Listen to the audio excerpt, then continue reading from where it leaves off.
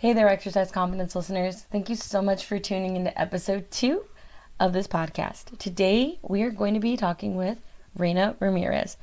Raena is currently getting her master's at Cal State Long Beach in sports psychology.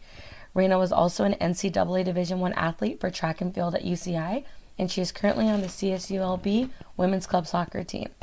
And, fun fact, Raena and I were also Miss America sisters.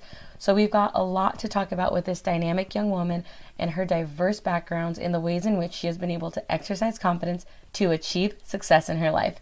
So without further ado, here we go, Raena Ramirez on episode 2 of Exercise Confidence. So, Exercise Confidence listeners, today I am here with my guest, Raena Ramirez. Hello. Thank you for being here, Raena. Of course. Thank you for having me. So, Raena and I know each other because we competed in the Miss America system together at Miss California, and we won sister titles together. So, we got to have a great year together. We're going to let Raena tell us about herself in 20 seconds or less. Go. I am an athlete. I'm a student. Right now I'm in a master's program at Cal State Long Beach, and I love everything about athletics. I love everything about pageants, and I try to mix those two worlds together. Boom, in under 20 seconds, brownie points. You know. I freaked out. It's like a Miss America portion when they're like, 20 seconds to answer your question. Yes! So we'll start off with just a little bit about yourself. So you said that you're a student right now. So what are you studying? Right now I'm studying kinesiology, so sport and exercise psychology. Okay, cool. And then did you get your bachelor's in psychology? Yeah, I got my bachelor's at UC Irvine in psychology and social behavior with a minor in crim law. Oh, okay. Yeah. So you minored in crim law, but now you're doing sports psych. Yeah, it was just a matter of convenience in picking a minor. For whatever reason, all the classes that I was already in were kind of transferable to criminology. And so my advisor was like, well, it's always nice to have some law under your belt. You could do crim law and just get a background in that. So I just decided to go for it. True. I like it. You've mentioned a little bit of all these different facets that you kind of have your hand in, pageants, sports, psychology. I think it would take a lot of confidence to try all these new things, right? I mean, from a very young age, I've never really been afraid to put myself out there. One of my mom's favorite stories of me is dropping me off at preschool, and she thought I was going to cry and hold on to her and not want to go in. And she says I just hopped out of the car, walked into class, and didn't even look back at her. So I like jumping into new things, and I like being busy. Okay, great. So you mentioned right now that from a young age, like you were just hopping out of the car and running straight into preschool. Yes. So that's just something that, would you say that's just natural to who you are? Yeah, I think a lot of it did come from my mom. She is a very strong, independent woman, as you know. We love Michelle. And she just taught me from a very young age that I need to be able to be independent, to do whatever I want to do. She very much supported my decisions, even as like a young child, of wanting to do gymnastics or like wanting to try diving. She never said no, and I think that's what kind of propelled me to have the confidence I do today. Cool. Okay, I like that notion of a parent really not saying no to the things that their kid's interested in. Yeah. That's cool. Yeah, I love talking about the way that people kind of cultivate their confidence, if you will, and it's interesting because studying people, it's either, we always talk about nature versus nurture, and I feel like with this, it can go either way almost. Always. I mean, if you talk to anybody, as you will on this podcast, and I'm sure you'll find out later, everybody's confidence comes from a different place. And it is a mixture of nature versus nurture. Psychology freak coming in here. We love it. But family has a huge influence on that, and the way you grow up has a huge influence on that. Cool. I agree. I definitely agree. And I think it's interesting to be around somebody like you who is saying that it was very much a part of just what you saw in your mother growing up and in your family. Like, are other people in your family just confident? Yeah. My grandma. My grandma is the kind of grandma that will like go up to a cash register lady and just start saying like, oh, my daughter or my granddaughter won Miss Garden Grove, or like my grandson just played a football game. Oh, or I love that. She's not afraid to tell everybody about her or others' accomplishments. And I've grown up with that. My dad is a very social person. He's never been afraid to step into social situations that might be considered uncomfortable for other people. So I think just having that influence of family that aren't afraid to put themselves out there, like, you know, just because we want to have fun, we want to do it our way. Yeah, that is super cool. I love that, because I know, looking at even my own background, it's a little bit of both, but it's different. Like, I can attest to having a very confident mother, but my father is somebody who's really shy. So I think it's most of the time we see like this balance of one versus the other, and it's usually not so often that we see two very social, strong, confident people together and then birthing these socially strong, confident children. So we'll talk a little bit more about your experience with Miss America. Let's talk about your experience with that and how you got involved, what that's been like. Yes, so I got involved in like the Miss California program when I was, probably like 19, 20. In my first year of college, and it was mostly because like I was scrolling through Instagram and I saw a girl from my high school posting about a pageant. It wasn't Miss America, but just she competed in a pageant, and I saw she got to do all these cool events. She was in beautiful gowns. She was talking about scholarship money, and so I just Googled like California pageants, and the first thing that came up was the Miss California organization for Miss America. And the only thing that I qualified for was Miss Garden Grove. And I signed up a day late, but they still let me compete. And it was amazing. I don't think my experience would have been the same if it hadn't been through the Miss Garden Grove program, because they taught me how to walk in heels. They taught me how to do my hair. They helped me get a dance coat. And the rest is history. I ended up winning the pageant, which was crazy. Wow. Was not prepared for. So your first pageant ever in your entire life. Yes. You won that. Yes. Okay, so that's okay. And were all the other girls first-time competitors, or were you going against girls who had already competed? They had competed, especially in this program specifically, for years. So that's part of the reason why I was like, oh, I'm not going to win. And honestly, I wasn't going in to win. I did it because I wanted scholarship money. I wanted help with my tuition. But yeah, I was very much intimidated by these girls who I knew had been doing this pageant in particular, especially not really knowing the pageant world at this point. I just figured if you were in it for the longest, you were going to win. Right, and that's an easy mindset to have, right, when you're going into something like this. But so you said you didn't even think you didn't go into win, you didn't even think you had a chance of winning? So tell me about the phases of competition you competed in really quick. So there was a 10-minute private interview, on-stage question, which you don't know about until they ask you, talent, evening wear, and swimsuit at the time. Okay, and going into your interview, were you nervous at all, or do you think because you weren't gunning to win that you were able to just relax more? I think that definitely had a part of it. I still went in trying my best. Like, I didn't go in thinking, oh, well, this isn't in the bag anyways. Like, I wanted to perform the best I could. Right. I'm a very competitive person by nature. That's why I'm in athletics. Yep. So, of course, I wanted to win. I just wasn't expecting it. I think I have a very, like, realistic mindset, I guess, even though I ended up winning. But I go in and I don't really like to set my expectations higher than what I think I can actually achieve. But, yeah, the interview process was actually my favorite bit because I love talking to people. I know I can talk.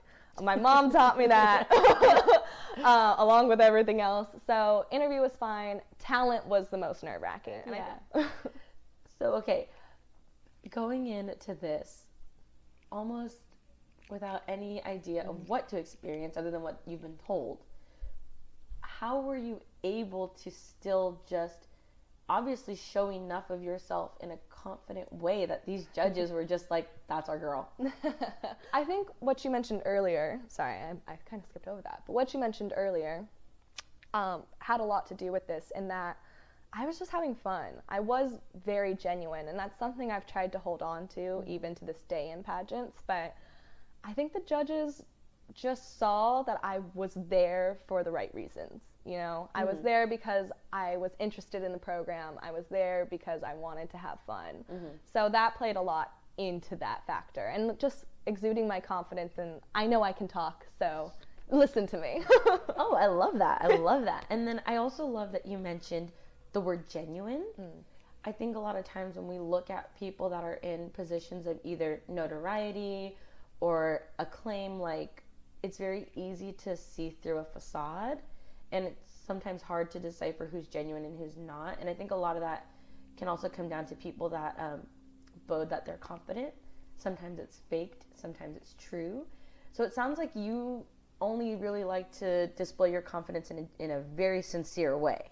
Yeah, I think confidence is definitely something that sometimes needs to be faked. And I've definitely faked confidence. But as much as I can, I just think people can tell when it's not genuine. Mm-hmm. And I can tell when it's not genuine. So I don't like portraying that. There's a lot to be said for somebody that just kind of fakes the funk a little too much. Yes. Yeah. But fake it till you make it, you know? Fake it till you make it. You know what? Face it when you make it instead. Because why fake it when you can face it? Speaking of facing it, you came back and faced the Miss Garden Grove stage again this past year in 2020, correct? Yes, ma'am. So the first year you won was? 2016. Okay, 2016. And was it nerve-wracking at all coming back and trying to essentially defend your title? Was this the first time you came back to recompete? Yes. So that was the first pageant I ever went back to. And it was a really long, hard decision. Mm-hmm. I basically decided to do it the very last second. Again. Not late this time, but pretty close to it.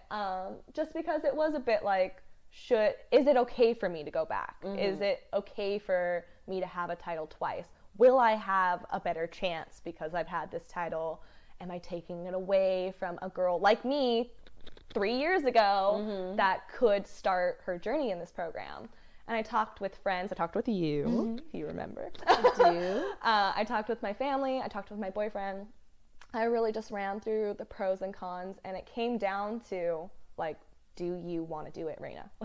Everybody just kept asking, is it something you want to do? Because I think all of my factors, especially my cons of going back, involved other people's ideas or other people's views. Right. And I kind of had to shut that out, which felt selfish at the time, but I'm glad I did it, and think about what I wanted and what would benefit me in the future.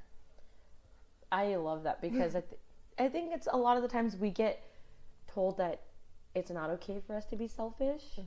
And I think that it depends on where that want of yours stems from. Definitely. And you're obviously doing this out of a want to serve and help those in your community, be a good role model, earn some scholarship money. Yes.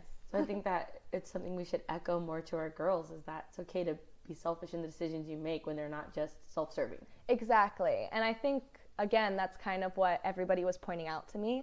All my pros of why I should do it was, this would be my last time ever being eligible for Garden Grove. Oh, okay. And I had such a great year with Garden Grove. I didn't want to pass up the opportunity. I loved serving. I had taken a year off from holding a title. So I had 3 titles, and then I took a year off. And it was a matter of, should I come back? Should I try again? And I missed it. I missed being able to represent a city. I missed meeting people in the city. I missed volunteering. I had a lot of downtime. I was very bored. So going back, I do feel was for the right reasons. And you know what? What better reason to go back than for the right one, right? Yeah. So that is awesome. I think it definitely speaks to your confidence that you could step back in that arena knowing that you don't know what that outcome is going to be and still go after something that you want because you know how much it meant to you the first time around and what it would mean to you again. Exactly. And it was a big battle of, okay, well, if I lose here, will I keep competing? Which is kind of, I guess, a thing that a lot of pageant girls go through, If I lose this title that I want, do I go to another title? And I had decided, no, I wasn't going to. I wasn't in it. I'm not in this for Miss California. I'm not in this for a crown. That would be great. But I missed representing a city, and Garden Grove is so involved, and that's what I wanted to come back to. I think it's super unique, too, and it speaks to who you are as a person, that you enjoy so much of the connection that you get with the community rather than, you even said it yourself, like, I'm not in this for Miss California, like, I'm not in this just for a crown. Yeah. And don't think that a lot of people that participate in organizations like this can genuinely say that. Yeah. And I think, you know, to each their own. There are some girls where being a state title holder is their goal, and that's not a bad thing. You know, like I said, if that happened to me, it's not like I would shun that away. It's not like I'm still not going to try my best when I go to the state competition, but I just had to really, really evaluate, especially the second time around, especially after taking a year off, like why I wanted to be in this organization and why I would come back. And that's just where my values ended up lying. It's genuinely inspiring for me to hear, not only as, you know, your friend, but just as another woman in all these arenas that we put ourselves in, whether it's pageants and, like we mentioned, sports, you know, evaluating why you're doing something. I know that you have a background in track and field as well. I know you talked about gymnastics and cheerleading, but this girl also was on two track and field teams, right? At what two colleges? At Golden West College and then at UC Irvine. Okay, and what did you do on those teams? I'm going to backtrack a bit here because I ended up doing track because of soccer. Okay. Soccer was my main sport. I played since I was 4. Loved the game to death. And then I got to junior college with my soccer team, and it was a different training regimen where, you know, when we were in off season, and I was not used to that. So I decided to take up track at Golden West. I had done it in high school kind of for funsies. And I thought about doing it again just to stay in shape for soccer. I started off being a hurdler, which was fun. I wasn't great, but I wasn't horrible. But then eventually it started hurting my knees and my shins, and the whole reason I was doing it was for soccer. So I had to go back to the coach and say, hey, I'm really getting hurt here, and I shouldn't be. Right. Is there another event I could do? And that's how I ended up doing javelin. So I did javelin at Golden West. The very first meet I threw in, I qualified for state. Yeah, it was amazing. And I ended up getting a scholarship to UC Irvine for javelin. So first time competing in a pageant ever, wins. First time throwing in a javelin meet for, you know, college, boom, qualifies for state. Yeah, I was pretty proud. I came second in Southern California, and I came 6th in state, which I hadn't been throwing for like 3 months yet. So, and looking back on those, especially what I learned from UC Irvine, because UC Irvine is a D1 school, it was a very hard training regimen. I look at how I threw at UCI versus how I threw at Golden West, and I just want to delete those videos. I had no idea what I was doing. Oh my gosh, that's exciting. Wow, okay, so let's cover our basics here. We've got a 2-time Miss Garden Grove who also has gone and competed at Miss California. This will be your 4th time. Yes. Amazing. Do you know how much scholarship money total you've gotten?